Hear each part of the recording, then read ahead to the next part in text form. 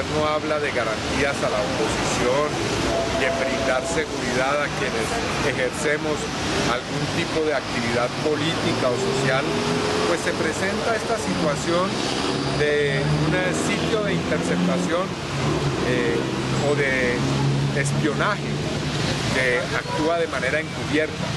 Es incompatible con las libertades políticas, que a pocas cuadras del lugar donde estamos filmando esta intervención, unidades del Ejército Nacional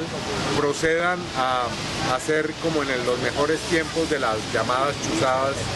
esta clase de interferencia con la vida privada y con la actividad política de la izquierda y de quienes estamos, repito, buscando la paz y defendiendo los derechos en el país.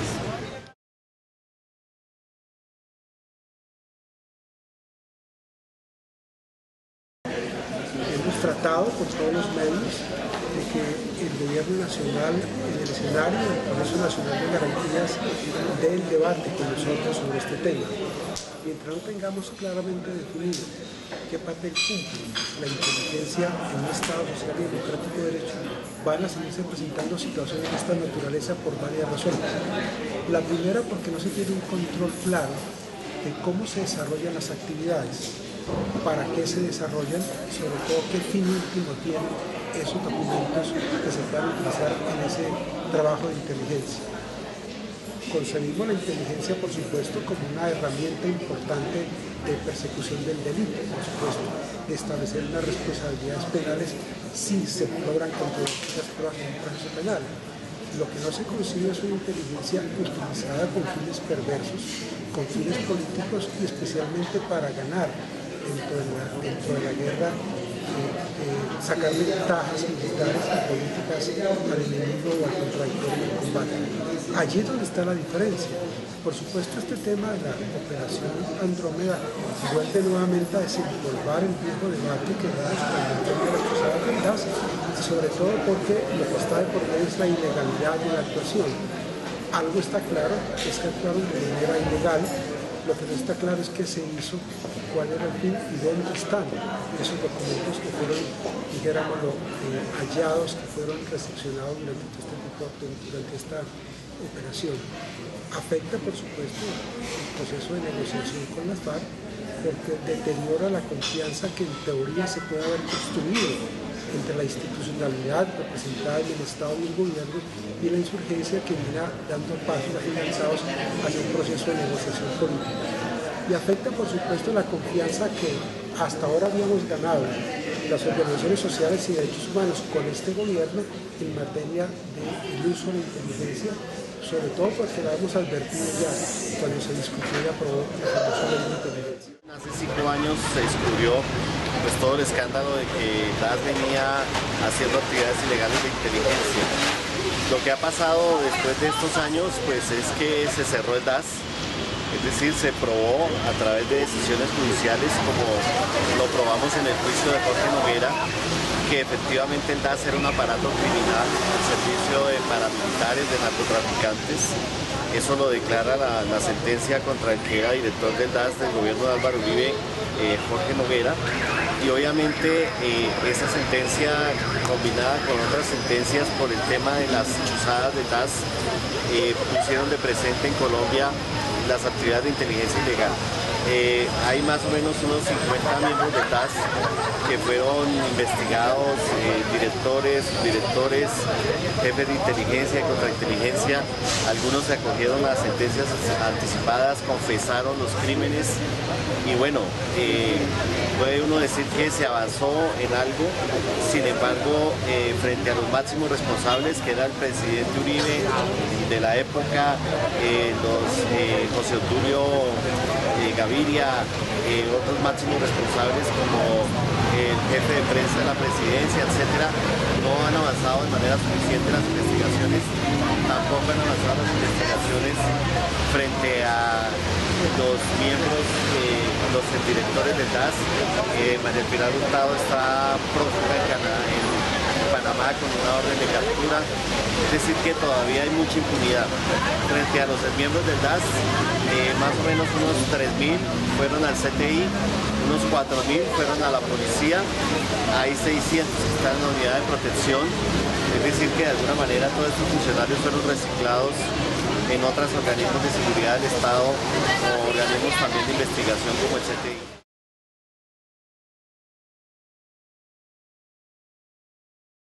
Parte de los defectos que tiene la nueva ley de inteligencia es que la comisión que se encarga de controlar este fenómeno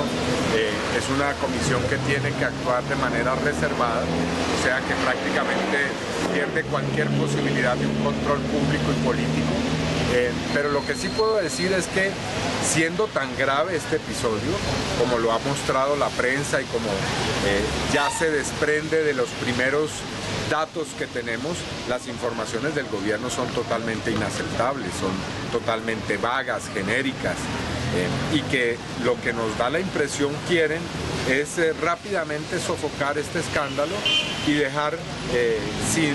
mayor esclarecimiento esta grave situación. De comprobarse que se ha estado haciendo un espionaje a los miembros de las delegaciones de paz del gobierno nacional y de las FARC, pues eso resquebrajaría de una manera muy seria la confianza necesaria para este diálogo y para un acuerdo de paz. No hay que olvidar que precisamente es la confianza, es decir, la idea de que se va a dejar de utilizar la violencia, estos métodos que son encubiertos contra el enemigo o contra quien se ve como enemigo, pues precisamente en eso radica la posibilidad de construir un acuerdo en el que se ponga punto final al conflicto armado. Yo espero que haya una investigación seria, que se pueda decirle al país hasta dónde habían llegado esa actividad que yo considero era ilegal y que se pueda efectivamente en la mesa de conversaciones entregar resultados sobre este partido.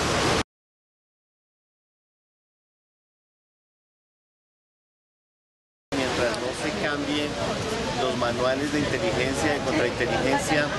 y las doctrinas de seguridad que inspiran estos instrumentos, la inteligencia ilegal en Colombia nunca va a parar. Y nunca va a parar precisamente porque estas doctrinas de seguridad están sentadas bajo principios que son antidemocráticos, que consideran que, por ejemplo, los sindicalistas, los indígenas, los estudiantes, los que protestan, los que no están de acuerdo con una determinada política pública, pues pueden ser enemigos del Estado o asociados a la subversión o terroristas. Y es por eso que nosotros decimos que la paz va a pasar en Colombia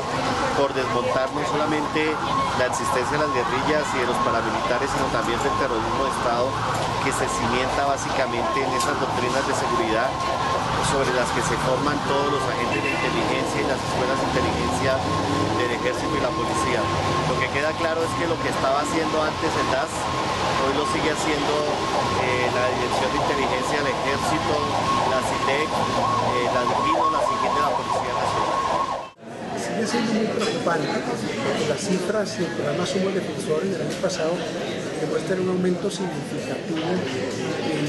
hechos como los homicidios, las amenazas, el desplazamiento forzado, el robo de información. Nosotros teníamos la consideración, si se quiere, elemental, de que un gobierno que hace un desarme de la palabra, que legitima la labor de los defensores y defensoras de derechos humanos a través de la concertación y el diálogo, iba a disminuir en sus agresiones contra defensores y defensoras. Y lo que hemos encontrado durante este periodo es que, por el contrario, han aumentado. No solamente han aumentado en cantidad, sino que se han cualificado. Hoy tenemos menos amenazas, más asesinatos de defensores y defensoras, lo cual por supuesto es preocupante si se tiene en cuenta que a futuro dijéramos tener éxito las negociaciones con la guerrilla, este tema de garantías para el ejercicio de la labor política va a ser determinante. Si no tenemos garantías los defensores y defensoras de derechos humanos para ejercer una labor como esta, pero que hace fortalecer la democracia, me refiero a la defensa de los derechos humanos, ¿qué garantías van a tener entonces los insurgentes que van a tener en la oposición política una forma de integrarse a la vida democrática del país?